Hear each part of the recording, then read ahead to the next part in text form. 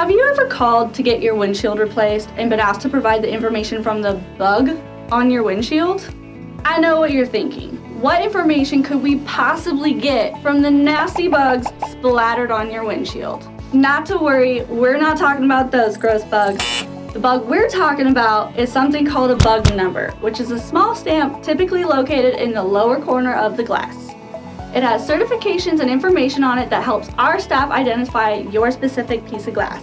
Now, unfortunately, we can't eliminate the other pesky bugs or make them easier to deal with, but knowing about this helpful bug will allow us to get you the glass you need and back on the road in no time.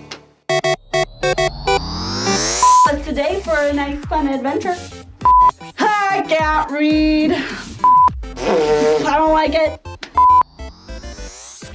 Miss Frizzle, I want you to go Miss Frizzle yourself and get on your school bus and figure out what bug it was and what information it had before it split on your windshield.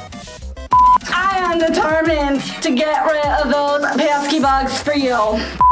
Thank you for watching RVGS Tips and Tricks.